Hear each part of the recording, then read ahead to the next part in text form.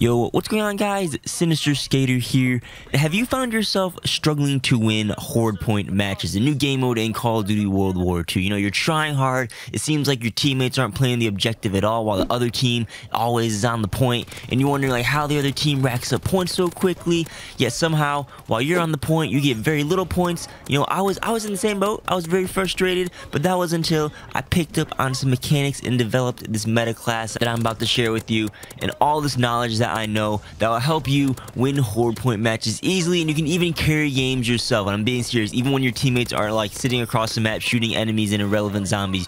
And yes, we're talking this long about tips. I have a lot to share. There's no BS, so let's get straight to it. So first things first, let's go over the mechanics of Hordepoint and how the game mode works. It essentially is hardpoint with zombies that will go around and kill anyone around them. There's standard hardpoint scoring. You get score for killing enemies as usual. You get bonus score for killing enemies on the point, flipping the objective, occupying the objective over time.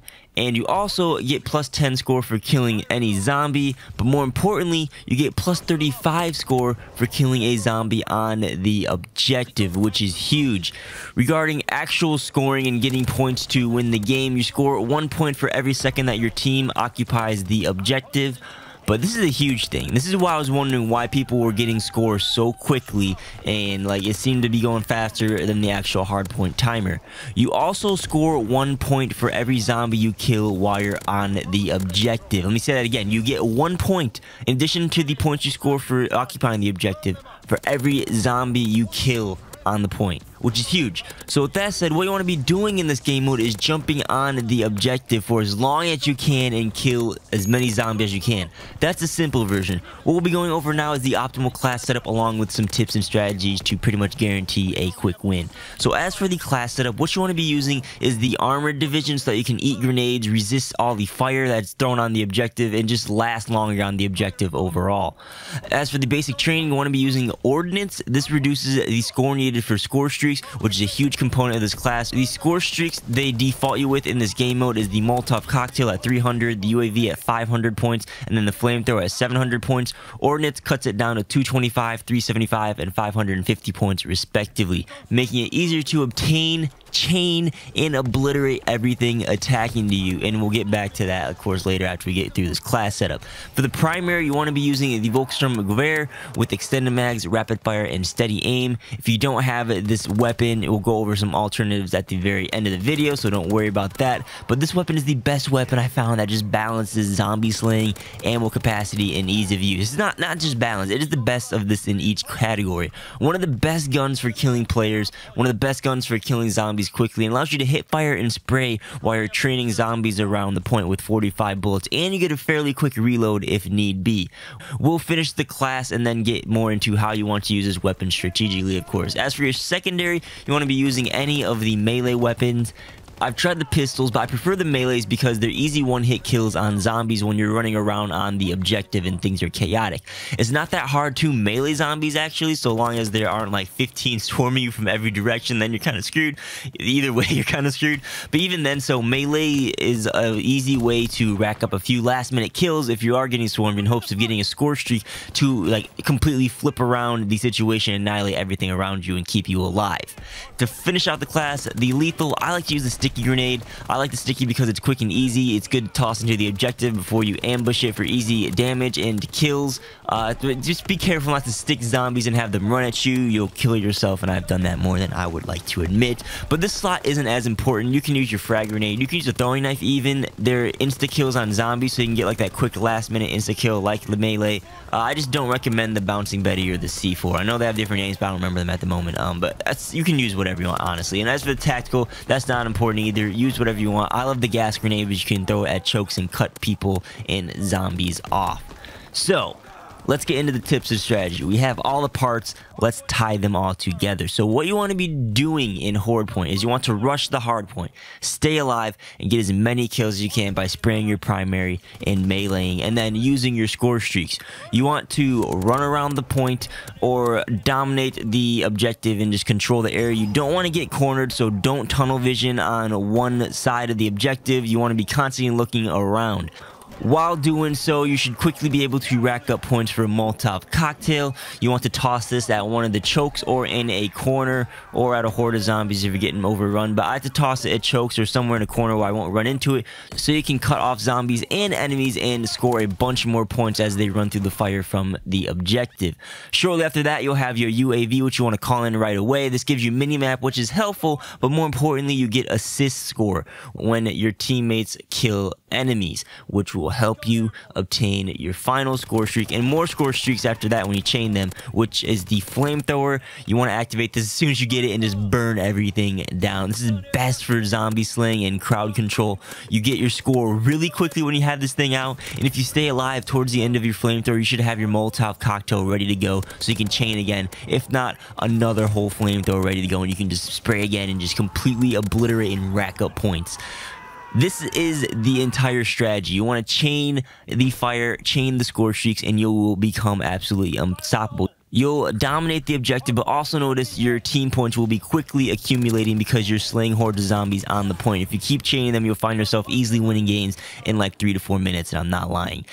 This is why teammates playing the objective and, you know, trying to kill zombies off in the distance, it doesn't really matter if they do play the objective. It's a huge help, of course, but if you can get on the objective with your score streaks, it's pretty much game over. People can't touch you unless they nade you up. But then again, you have armored, so you have protection against that. Other things to keep in mind, you want to try to avoid killing zombies if you're close to the objective. If you can, run by them, get in the zone, and then turn around and kill them so you get more points for your team and score. Another thing is if the objective is close to expiring and you're far away from it or not close, you know, let the other team have it. Just run to the next one and establish presence there so you can quickly get some zombie kills and then rack up those streaks before your enemies get to the point, and, you know, chain and just snowball over and over and over again. You know, training and movement is the key to actual zombies game mode. It might be hard on the objective, but try to move back and forth and in between zombies if you can. You don't want to get trapped and cornered or have the enemies know where you are so they can nade you out easily. So keep trying to move on the objective. And also, if you have great teammates, you know, holding down the objective should be no problem. And if you actually have a team, you might benefit from having like 1 or 2 people on the actual hard point, racking points up, and the others can be positioned outside, killing enemies so they don't even get near the point, and you can just rack up points and maybe even finish the game in 2 minutes. Who knows? But that's the strat, and let me tell you, it's so easy to win games once you get the snowball rolling. So let's go over those alternative weapons right now. If you don't have the Volk, because it is a DLC weapon, the assault rifles are the best weapons to use. The STG-44 is my first recommendation. It's pretty much identical to the Volk in ammo and stats. If not, like, its stats may be slightly better than the Volk when it comes to rate of fire and damage profile, but I personally feel like the Volk is better. That's subjective, but for sure the Volk variant I'm using looks like a zombie slaying weapon, so that gives it some brownie points. But yeah, the STG-44 is pretty good. Use that if you don't have the Volk.